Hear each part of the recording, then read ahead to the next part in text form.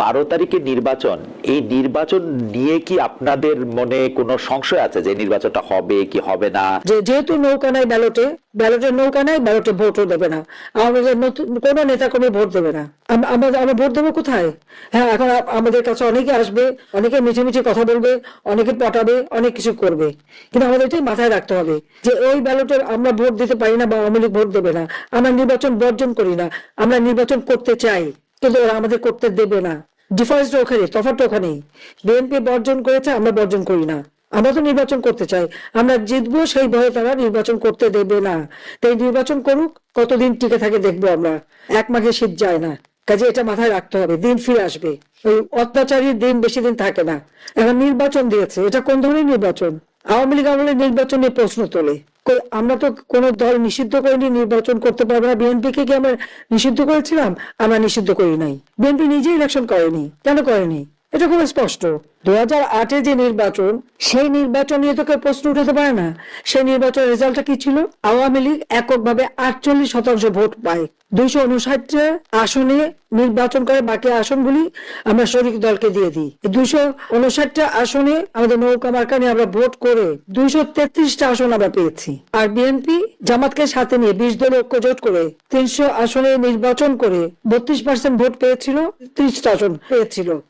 এই রেজাল্টের পর বিএনপি আর নির্বাচনই করতে চায়নি। 2014 সালে আমি নিজে তো খালেদা জিয়াকে প্রস্তাব রেখেছিলাম, পার্লামেন্টের যে কটা নির্বাচিত প্রতিনিধি আছে সকলকে নিয়ে নির্বাচনকালীন সরকার গঠন করে আসেন আমরা নির্বাচন করে আপনি যে মন্ত্রণালয় চান সে মন্ত্রণালয়ে দেব।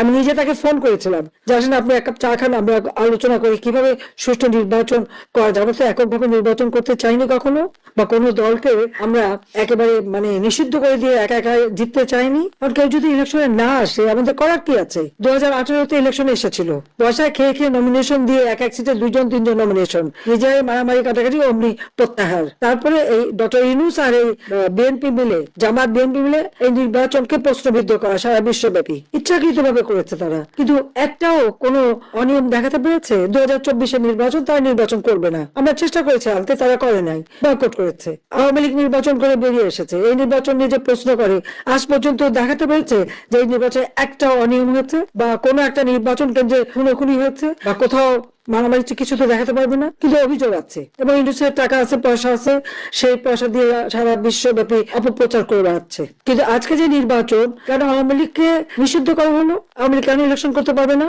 কেন আমাদের নৌকা থাকবে না? তার কারণটা খুব স্পষ্ট। তারা জানে যতই আমার বিরুদ্ধে বদনাম দিক, যতই আমাকে মৃত্যুদণ্ড দিক, আওয়ামী লীগ যদি ইলেকশনে অংশগ্রহণ করে জনগণ আওয়ামী লীগকে ভোট দেবে। তার কারণ তারা আওয়ামী লীগকে চায়, কারণ আওয়ামী লীগ সন্ত্রাস দমন করে মানুষের জীবনের নিরাপত্তা নিশ্চিত করেছে। আওয়ামী লীগ জনগণের আর্থসামাজিক উন্নতি করে তাদের মাথা পিছু আয় বৃদ্ধি করেছে, তারা খেয়ে পেয়ে সুখে ছিল, শান্তিতে ছিল। আওয়ামী লীগ রাস্তাঘাট, পুল, ব্রিজ সবকিছু উন্নতি করে মানুষের যোগাযোগ ব্যবস্থা সহজ করে দিয়েছে। আওয়ামী লীগ ক্ষমতা থেকে আমাদের তরুণ সমাজের জন্য এই ডিজিটাল বাংলাদেশ গড়ে তুলে একটা ইউনিয়ন পর্যায় পর্যন্ত যে কোনো একটা ছেলে মেয়ে ঘরে বসে বিদেশে কাজ করে খেতে পারতো, সেই সুযোগটা তারা করে দিয়েছে। আধুনিক প্রযুক্তি জ্ঞান সম্পন্ন তরুণ সমাজ আমরা গড়ে তুলছিলাম, এবং তরুণদের কাজের জন্য স্টার্ট আপ প্রোগ্রাম, তার জন্য আলাদা ফান্ড, তাদের ট্রেনিং, আমরা computer training, incubation centre, hitech park, বিভিন্ন প্রযুক্তি, স্যাটেলাইট বঙ্গবন্ধু 1 উৎক্ষেপণ, সেগুলি করে জীবন মান উন্নত করে দিয়েছিলাম। ফ্রিল্যান্সার আমরা ট্রেনিং দিয়েছি, লার্নিং এন্ড আর্নিং, ভাষা শিক্ষা দিয়েছি। আমাদের বেকার সমস্যা আমরা দূর করেছিলাম, মাত্র 3% ছিল। যে কোনো একটা ছেলে নিজে একটু কাজ করে নিজে উদ্যোক্তা হয়ে সে করতে পারে। আজকে অর্থনীতির সম্পূর্ণ ধ্বংস। শেয়ার মার্কেটে লক্ষ কোটি টাকা পাঠিয়ে দিয়েছে বিদেশ, সব পাচার হচ্ছে, ব্যাংকে টাকা সব লুট করে খেয়ে গেছে। এখন ব্যাংকে টাকা গেলে তারা টাকা দিতে পারে না, ব্যবসায়ীরা পর্যন্ত পায় না, তার রানিং ক্যাপিটাল পর্যন্ত পায় না, একটার পর একটা সব বন্ধ হয়ে যাচ্ছে। এইরকম ভাবে একটা দেশকে কেউ হাতে তুলে ধ্বংস করে, তার মধ্যে এতটুকু দেশপ্রেম নেই। হ্যাঁ, আমাদের কষ্ট হচ্ছে আমাদের নেতা কর্মীদের, কারো ঘর নাই, বাড়ি নাই, বাড়িতে থাকতে পারে না, বা পরিবারের সাথে দেখা করতে পারে না, চিকিৎসা নিতে পারে না। তার উপর তাদের অত্যাচার নির্যাতন যেভাবে গায়ে হাত তুলছে, কারা কারা করছে সমস্ত নাম তালিকা করে রাখতে হবে। আর আমার বিরুদ্ধে তো একটা তো হচ্ছে প্রায় 400-র উপরে মামলা, আমি হত্যা করেছি, তার উপর আবার মৃত্যুদণ্ড দিয়েই দিয়েছে। তা এখন আর ভয় কিসের? এই শাস্তি তো পেয়ে গেছি। ওই নির্বাচন সবাইকে বলে দিতে হবে জনগণকে যে আপনাদের ভোট কেন্দ্রে যাওয়ার দরকার নাই, ভোট তোমরা নিজেরা ঘোষণা দিয়ে নেবে, তারপর তাদের নির্বাচনে কি হয় সেটা আমরা দেখবো। এরপরে সরকার গঠন কারা করে কিভাবে চলে সেটা আমরা দেখবো। এই দেশটি গত 16 বছর যেই স্বৈরাচার পালিয়ে গিয়েছে, যেই স্বৈরাচারকে বাংলাদেশের জনগণ বিতাড়িত করেছে আন্দোলনের মাধ্যমে,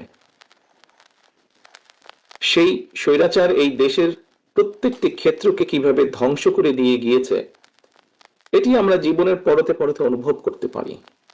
কিভাবে দেশের অর্থনৈতিক ব্যবস্থা ভেঙে দিয়ে গিয়েছে, কিভাবে দেশের আইন শৃঙ্খলা ভেঙে দিয়ে গিয়েছে, কিভাবে দেশের শিক্ষা ব্যবস্থাকে ধ্বংস করে দিয়ে গিয়েছে, কিভাবে দেশের স্বাস্থ্য ব্যবস্থাকে ধ্বংস করে দিয়ে গেছে, কিভাবে দেশের প্রাকৃতিক অবস্থাগুলোকে, নদী নালা খাল বিল বন জঙ্গলকে ধ্বংস করে দিয়ে গিয়েছে, কিভাবে দেশের কৃষি যেটাই বলি না কেন সবকিছুকে যেভাবে ধ্বংস করে দিয়ে গিয়েছে, এর ভুক্তভোগী কিন্তু এই দেশের মানুষ।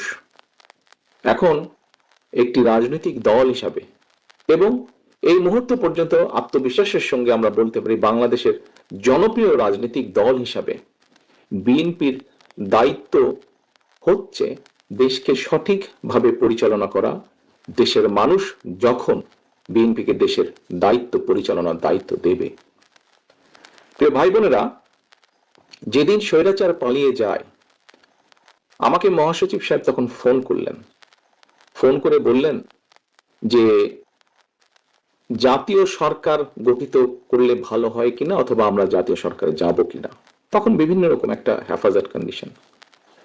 আমি তখন বলেছিলাম যে আমরা জনগণের রায় মাথা পেতে নেব, আমরা জনগণের কাছে যাব, আমরা জনগণ যে সিদ্ধান্ত দিবে তাই আমরা মাথা পেতে নেব। কাজেই আমি সেই মুহূর্তে মনে করেছিলাম যে জাতীয় সরকারে আমরা যাব না, আমাদের লক্ষ্য আমাদের উদ্দেশ্য সবকিছু নিয়ে আমরা জনগণের সামনে দাঁড়াবো। আমরা স্লোগানে বলি যে জনগণই আমাদের সকল ক্ষমতার, রাজনৈতিক ক্ষমতার উৎস।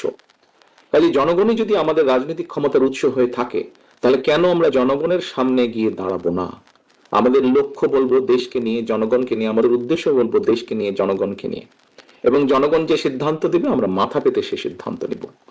প্রিয় ভাই বোনেরা, তোমাদের নিশ্চয়ই মনে আছে আজকে থেকে প্রায় 3 বছর আগে বাংলাদেশে তখনও স্বৈরাচার বিপুল দাপটে এই দেশকে, দেশের মানুষের বাক স্বাধীনতার গলা টিপে রেখেছে, দেশের মানুষের রাজনৈতিক অধিকারের গলা টিপে রেখেছে। কিন্তু সেই রক্তচক্ষুকে উপেক্ষা করে আমরা দেশের মানুষের সামনে সংস্কার প্রস্তাব দিয়েছিলাম, যেটি 31 দফা হিসাবে পরিচিত সকলের কাছে, তাই নয়? মনে আছে নিশ্চয়ই তোমাদের। এই 31 দফার মধ্যে তোমরা 31 দফা মানুষের কাছে নিয়ে গিয়েছ। আজকে আমরা 31 দফার ভেতর থেকে বিভিন্ন শ্রেণীর মানুষের কিভাবে আমরা ভাগ্যের পরিবর্তন ঘটাতে পারি সংক্ষেপে তোমাদের সামনে আজকে 8টি সাবজেক্ট উপস্থাপন করা হয়েছে। এর মধ্যে আছে, এখানে এক বোন বলেছে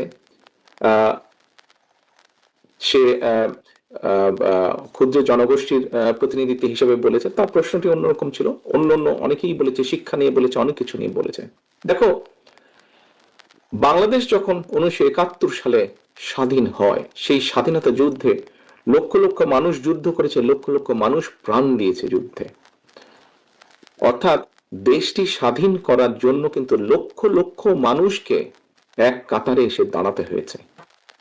আজকে আমরা দেশ গড়ার পরিকল্পনা, এই কাজটি যদি আমাদেরকে সফল করতে হয়, সারাদিন যে সকল বিষয় নিয়ে তোমরা আলোচনা করলে, এই কাজগুলোকে নিয়ে যদি আমাদের সফল করতে হয়, অর্থাৎ দেশকে যদি সামনে নিয়ে যেতে হয়, মানুষকে যদি তার অবস্থান পরিবর্তন করে ভালো অবস্থানে নিতে হয়, তাহলে আমাদের সকলকে কাঁধে কাঁধ মিলিয়ে কাজ করতে হবে। আমি গত 5ই আগস্টের পর থেকে আমি গত প্রায় 1 বছরের বেশি সময় ধরে বলে আসছি যে আমাদের সামনের সময়গুলো কিন্তু খুব ভালো নয়, সামনে অনেক কঠিন সময়ে অপেক্ষা করছে আমাদের জন্য। বিভিন্নভাবে বিভিন্ন রকম ষড়যন্ত্র বিভিন্ন জায়গায় হচ্ছে। এই ষড়যন্ত্র রুখে দিতে পারে এই দেশের জনগণ, এবং এই ষড়যন্ত্র জনগণকে নিয়ে সাথে রুখে দিতে পারে বিএনপি, বাংলাদেশ জাতীয়তাবাদী দল। এই ষড়যন্ত্র রুখে দেওয়ার একমাত্র উপায় হচ্ছে গণতন্ত্র, গণতন্ত্র এবং গণতন্ত্র। আমরা যদি গণতন্ত্রকে প্রতিষ্ঠিত করতে পারি, যে কোনো মূল্যে জনগণের মতামতকে প্রতিষ্ঠিত করতে পারি, তাহলে অবশ্যই অনেক ষড়যন্ত্রকে আমরা রুখে দিতে পারবো। কিন্তু ষড়যন্ত্রকে রুখে দিতে পারলেও তারপরেও কিন্তু সামনে অনেক কঠিন সময়। একটু আগেই আমি বলেছি, এবং তোমরা নিজেরাও জানো, তোমরা আজকে ছাত্র দলের প্রতিনিধি হিসাবে এখানে প্রত্যেকে উপস্থিত আছো, ছাত্র হিসাবে তোমাদের নিজেদের ধারণা আছে। প্রত্যেকটি ক্ষেত্রে একটি অরাজকতা বিরাজ করছে। কাজে আমরা এখানে আজকে অর্থনীতি নিয়ে আলাপ করেছি, আমরা এখানে তরুণ যে সমাজ, কয়েকজন তোমরা প্রশ্ন করেছে, তরুণ যে সমাজ তাদের সামনে সবচেয়ে বড় যে সমস্যাটি তাদের কর্মসংস্থানের বিষয়, এই কর্মসংস্থানের বিষয় নিয়ে আমরা আজকে এখানে আলাপ করেছি। আমরা দেশের মানুষের স্বাস্থ্য নিয়ে এখানে আলোচনা করেছি। আমরা এখানে দেশের যে অর্ধেক সমাজ নারী সমাজ, এই নারী সমাজকে কিভাবে এম্পাওয়ার করা যায় এবং তাদের কন্ট্রিবিউশনকে সমাজের মধ্যে নিয়ে আসা যায় এবং যেটা শুভ ফল দেশের অর্থনীতি, দেশের সমাজ ব্যবস্থা, পরিবার, স্বাস্থ্য সবকিছুর উপরে সে শুভ অবস্থাটা পড়বে, কিভাবে সেটা করা যায় তা নিয়ে আমরা আলোচনা করেছি। দেশের পরিবেশ নিয়ে আমরা আলোচনা করেছি, দেশের শিক্ষা ব্যবস্থা নিয়ে আমরা আলোচনা করেছি, কিভাবে শিক্ষা ব্যবস্থাকে আমরা গড়ে তুলতে পারি, কিভাবে শিক্ষকদেরকে আমরা গড়ে তুলতে পারি সুন্দরভাবে, কারণ শিক্ষকদেরকে যদি আমরা গড়ে তুলতে পারি তাহলে ভবিষ্যৎ শিক্ষা ব্যবস্থাকেও সুন্দরভাবে গড়ে তুলতে পারবো। কিন্তু এই কাজগুলো করা কিন্তু কঠিন কাজ, নট ইম্পসিবল, কিন্তু অনেক কঠিন কাজ। এবং দেশ এবং জাতিকে যদি নেতৃত্ব দিতে হয় তাহলে অবশ্যই একটি পরিকল্পনা আমাদের সামনে থাকতে হবে।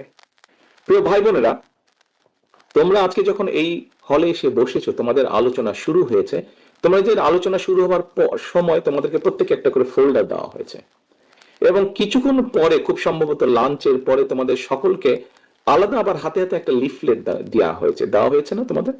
সেই লিফলেটের মধ্যে কি আছে? সেই লিফলেটের মধ্যে কি আছে আমি বলছি। আলাদা একটি লিফলেট তোমাদেরকে দেওয়া হয়েছে। এখানে সোহেল আজকে যে অনুষ্ঠান পরিচালনা করছে, আমাদের জয়েন্ট সেক্রেটারি সোহেল, তার বক্তব্যে সোহেল কিন্তু একটি গুরুত্বপূর্ণ কথা বলেছে।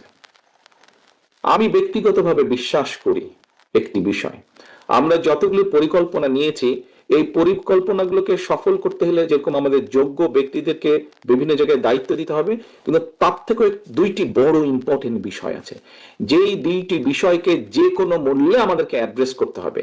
এবং এই দুইটি বিষয়কে যদি আমরা অ্যাড্রেস করতে না পারি, আমাদের পুরো জাতি এবং দেশ সংকটের মধ্যে পড়বে। কি দুটি বিষয়? এক, দুর্নীতি, যে কোনো মূল্যে এই দুর্নীতির লাগাম টেনে ধরতে হবে। দুই, আইন শৃঙ্খলা পরিস্থিতি, যে কোনো মূল্যে আইন শৃঙ্খলা পরিস্থিতির লাগাম টেনে ধরতে হবে। দুর্নীতি ছেয়ে ফেলেছিল দেশকে এবং 2001 সালে দায়িত্ব পাবার পরে কিভাবে খালেদা জিয়ার সরকার ধীরে ধীরে ধীরে ধীরে দুর্নীতির অবস্থার উন্নতি ঘটিয়েছিল, দুর্নীতি থেকে ধীরে ধীরে কিভাবে দেশকে বের করে নিয়েছিল, একটি আন্তর্জাতিক সংস্থার যে অ্যানালাইসিস, সেই অ্যানালাইসিস একদম পুরা সুন্দরভাবে তোমাদের সামনে তুলে দেওয়া হয়েছে সেই লিফলেটটার মধ্যে। কাজেই আমরা দৃঢ়ভাবে, অত্যন্ত আত্মবিশ্বাসের সঙ্গে বলতে পারি, এই বাংলাদেশে যদি দুর্নীতির লাগাম টেনে ধরতে পারে তাহলে একমাত্র বাংলাদেশ জাতীয়তাবাদী